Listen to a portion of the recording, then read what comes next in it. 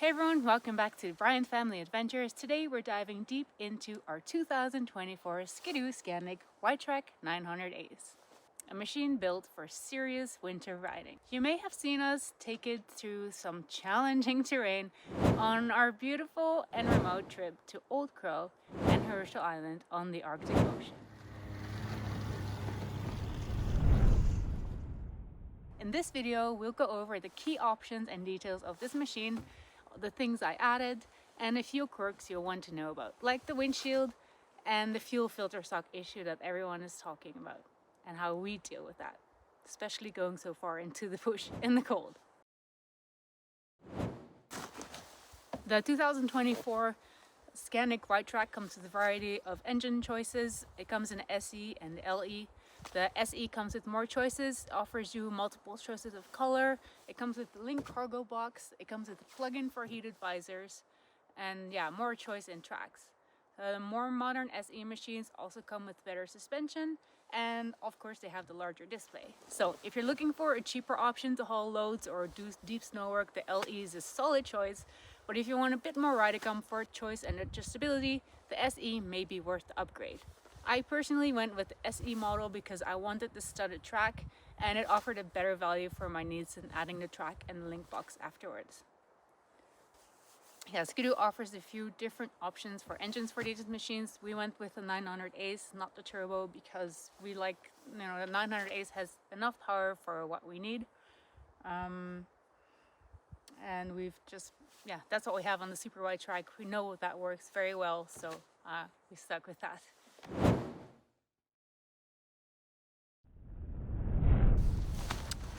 So Skidoo offers a few options in tracks and engines. Of course, that all depends on your personal choice and the terrain you ride. For tracks, you've got the Cobra 1.5 inch track, you've got a 1.8 inch track, a bit more paddle, and the Ice Cobra 1.5 inch, which is what we picked because we ride lots on lakes and rivers, and in the Arctic it's handy too. And the Ice Cobra has pre-studded lugs, which is great. I'll show you the difference here. Look at the studs on my track and the ones on the tracks of Justin and Philippe that are aftermarket. Mine have a way sharper tip on it. Let's compare that to the one that we have on the Tundra that were aftermarket. Oh, here's the aftermarket studs on the Tundra. See, they don't have the same tip as my Cobra track has. Same goes for the aftermarket studs on the Super White-Track. They also don't have that sharp tip that I have on the Cobra, so I really have good grip with my studs. So if you're riding in deep powder all the time, the standard Cobra track or even the paddle track may be a better fit. But for a mix of hardpack, ice and snow, I think the Ice Cobra is a solid choice, and it gives you that bit of extra traction that you need to get going, like we did on Stony Creek last year as we made our way to Old Crow. Oh shit! Hey. Right.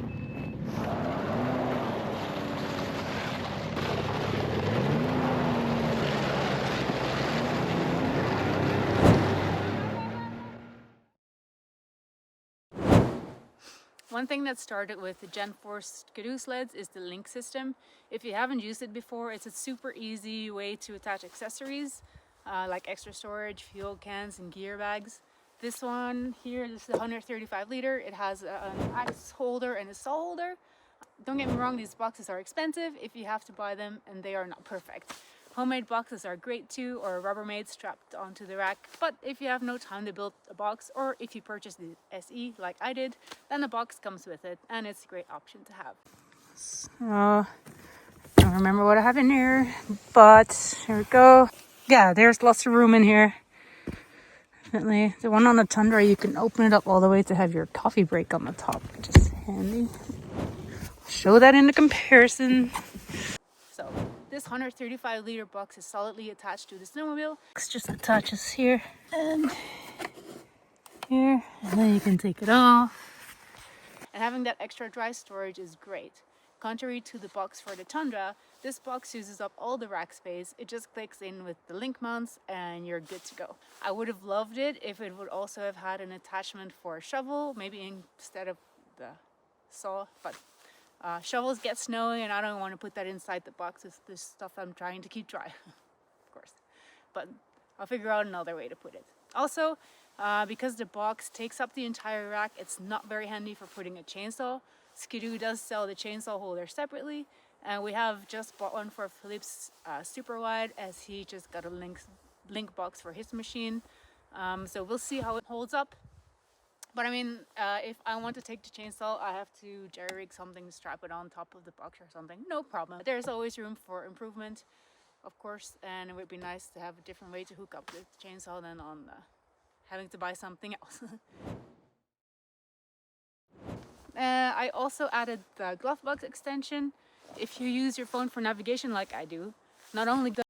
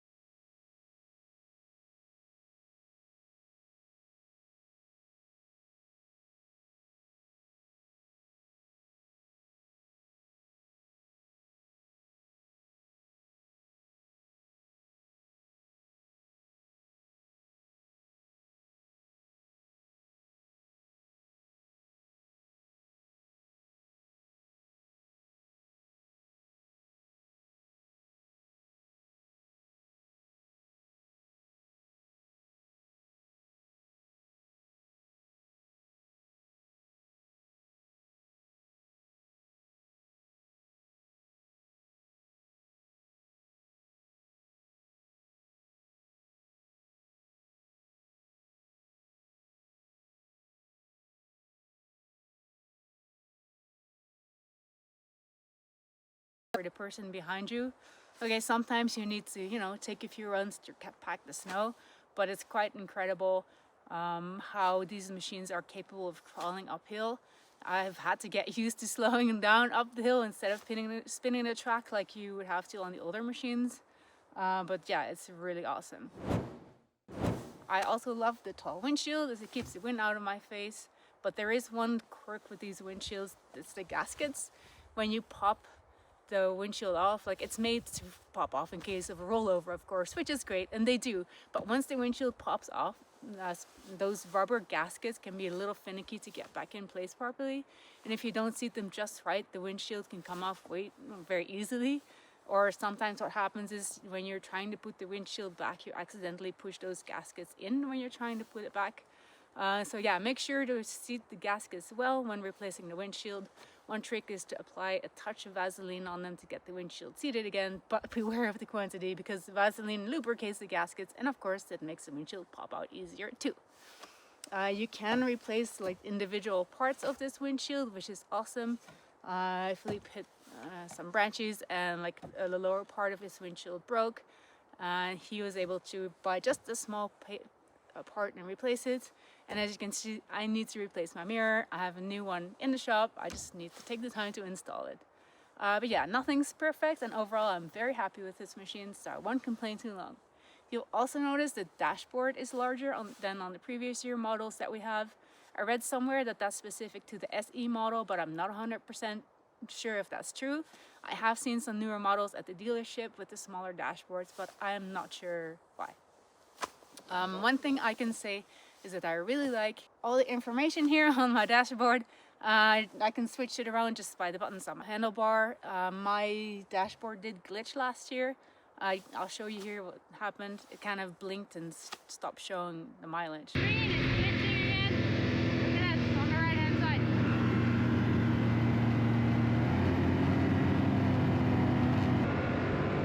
Anyway, the dealership took my machine back, warranty covered it. They did an update on my dashboard, and so far it has not given me any trouble yet. Here we have the dashboard. It's nice and wide. You can see quite some things here. Let's turn it on. So you can change all these things around. All that gets done here, just with a button on the handlebar. You can change that. Really easy on the go. But yeah, love that big dashboard and all the information that I can put however I want. Another common complaint on these machines is the fuel filter suck. I don't know if you're on Snowmobile or Reddit threads or Facebook groups, but people are complaining about this on the daily. A lot of people have had issues with them plugging up with the black gunk over time, which can cause fuel starvation, of course.